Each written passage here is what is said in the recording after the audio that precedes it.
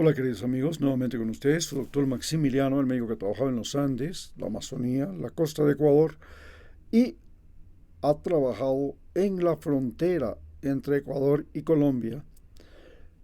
Y esto le permite entender lo que está pasando en esa frontera y entre los dos países. En este momento Colombia vive las elecciones y en esas elecciones han terminado en la primera ronda de finalistas de la Espirela y Cepeda.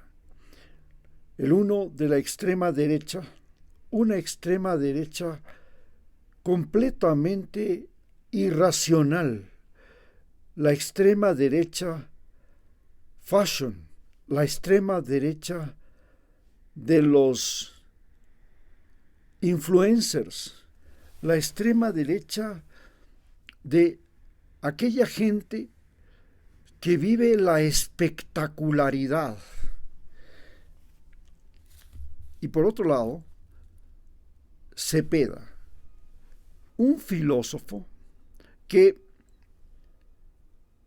procura en su campaña y en su manera de llevarla adelante utilizar la moderación. Pero desde los años 60, en que se produjo la Revolución Cubana, hasta la fecha, en América Latina se ha sembrado el odio al denominado comunismo.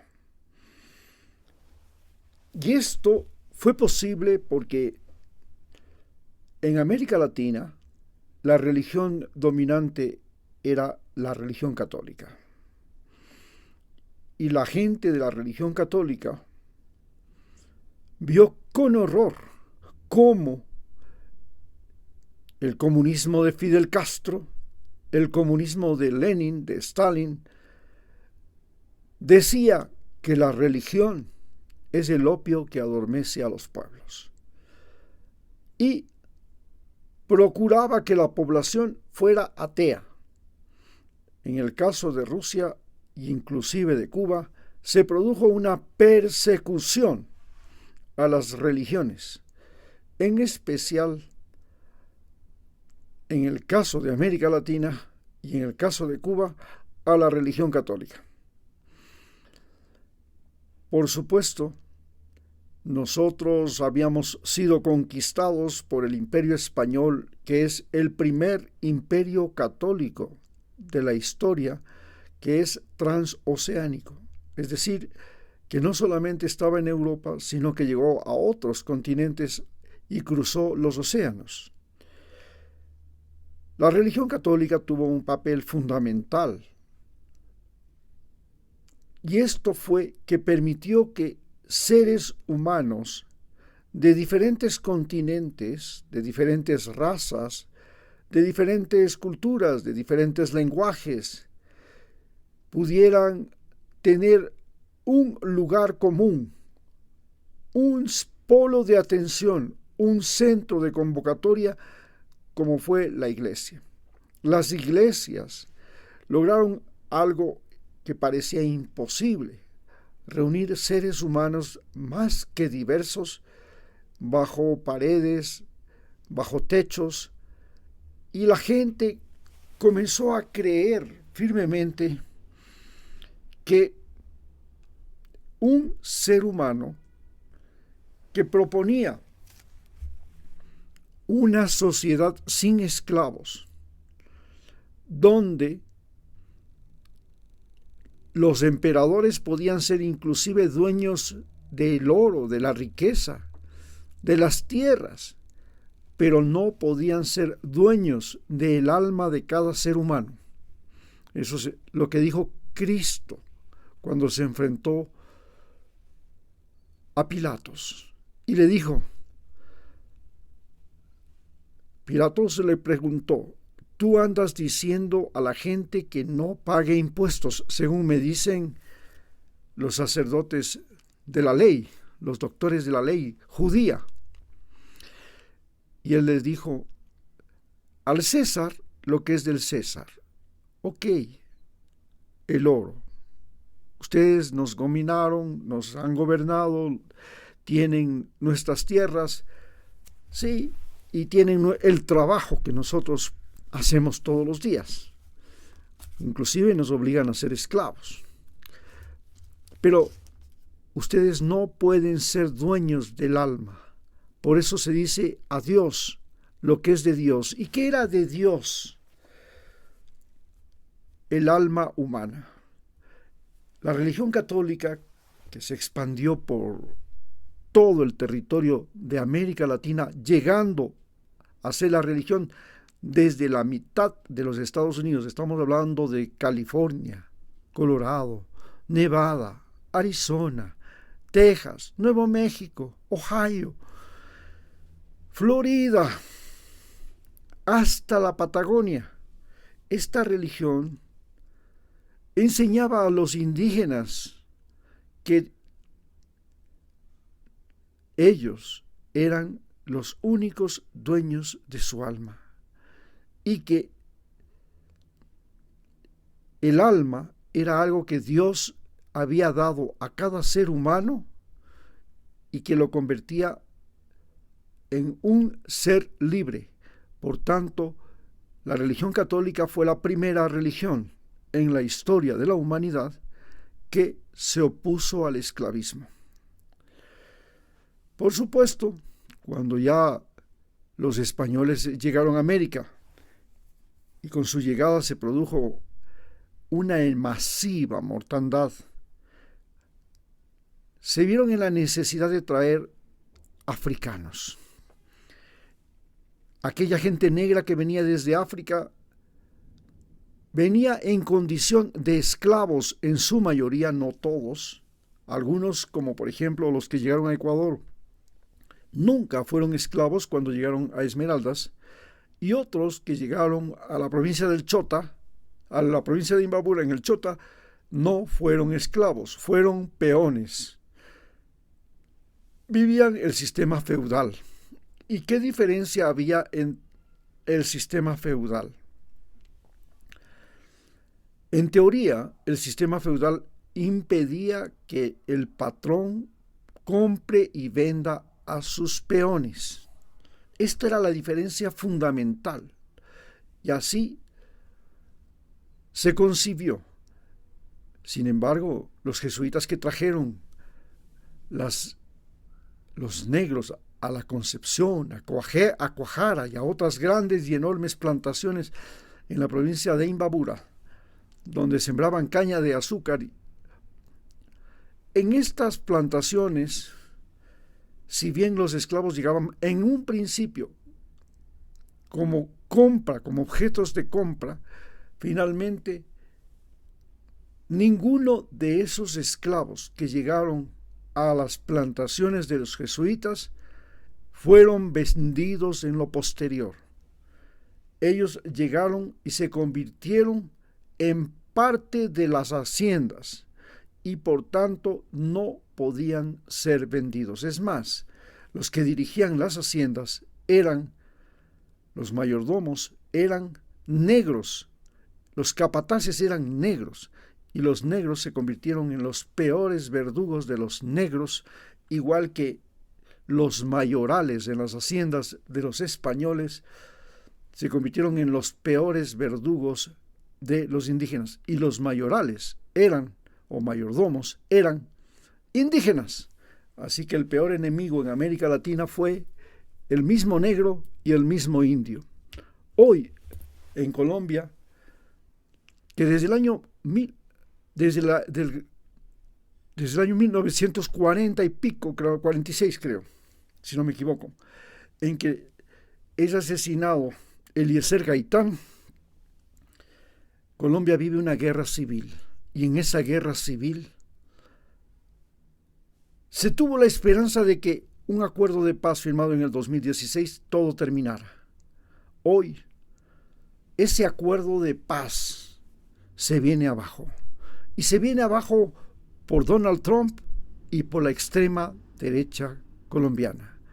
Colombia vuelve a ser un laberinto de odio donde los más católicos, los más tradicionalistas, han sembrado de sangre ese país, y esta sangre ha sido derramada desde el año 1898, en que se produjo la Guerra de los 1000 días. En esa Guerra de los 1000 días, Estados Unidos vendió ametralladoras a los dos bandos para que se maten. Y una vez que los dos bandos se mataron, se apropió de Panamá. Y de esa forma fue como Estados Unidos logró apropiarse y quitarle a Colombia Panamá, para construir el Canal de Panamá. Y eso fue financiando y alentando la guerra fratricida que viven los colombianos. Hoy, luego de que se esperaba que desde el 2016 el proceso de paz comenzara a cambiar la vida de los colombianos y de la tierra más rica del continente americano, Colombia, un país que tiene salida al Pacífico y al Atlántico, que tiene los Andes, valles del Orinoco, valles del Amazonas, valles interandinos, valles en la costa. La región geográficamente más favorecida del planeta Tierra, no solamente por su situación geográfica, sino por su clima, por su biodiversidad, pero además que ha logrado reunir a todas las razas de los seres humanos del planeta, desde negros hasta asiáticos, desde indígenas hasta blancos y europeos. Esto ha convertido a Colombia en país botín, y ha sido país botín desde el mismo momento en que los conquistadores españoles llegaron. Y desde entonces, este país botín, que cayó en manos de los Estados Unidos por 100 años, porque durante 100 años Estados Unidos ha sido el verdadero dueño de Colombia. Hoy Donald Trump pretende, mediante el candidato de la Espriella, que es un candidato defensor de los paramilitares colombianos. Y los paramilitares colombianos son un ejército para matar colombianos que se identificaban con la izquierda, con las FARC, con el Ejército de Liberación Nacional y con otras facciones de la izquierda. Polos millonarios como Uribe y su familia del Urabá. Estos paramilitares fueron financiados por la CIA y fueron utilizados para matar a guerrilleros colombianos, pero más que nada a la familia y a los pueblos de donde venían esos guerrilleros. Y estos paramilitares colombianos han sido defendidos por este abogado de la Espriella. Y este abogado de la Espriella, que pretende ser un presidente fantoche, como lo fue Abdalá Bucaram en Ecuador, como lo fue y lo es el presidente de Argentina en este momento, como lo es el presidente de El Salvador, que es un individuo que se cree un metroman y que quiere convertir a Colombia, al igual que lo ha hecho el presidente de El Salvador, en un país prisión, porque El Salvador en este momento es solamente un país de prisioneros, de gente sometida al capricho, a la vanidad de un hombre. Y esa gente que un día fue delincuente y que son miles y miles de jóvenes, estamos hablando de casi 70,000 jóvenes, hoy son los habitantes de por vida de mega prisiones.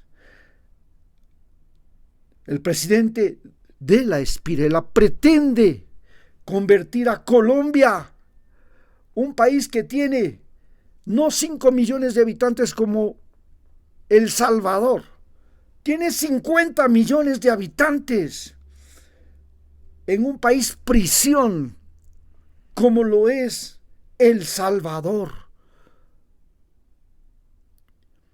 Quiere convertir a las ciudades, a los pueblos,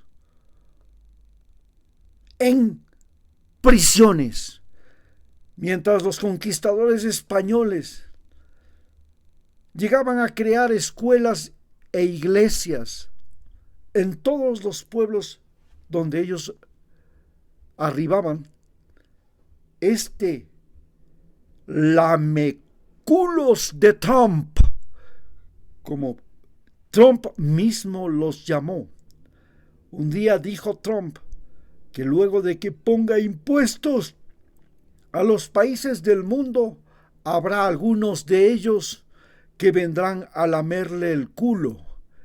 Y los primeros fueron el presidente de Ecuador, el presidente de Argentina, el presidente de El Salvador, y ahora quiere ser el presidente de Colombia, porque Petro fue, por el contrario, el único presidente latinoamericano de Sudamérica que se le plantó a Donald Trump, que se atrevió a decirle en Nueva York que los soldados norteamericanos deberían cuestionarse a sí mismos y desobedecer a Trump. No deberían ir a asesinar inocentes niños, mujeres en Gaza. Y eso es algo que a Trump le llenó de ira. Hoy Trump pretende poner a un payaso como Abdalá Bucaram en el gobierno de Colombia. Un payaso como el que tuvo Ecuador, llamado Abdalá Bucaram. Un payaso como el que tiene Argentina. Un payaso como el que tiene El Salvador. Muchas gracias.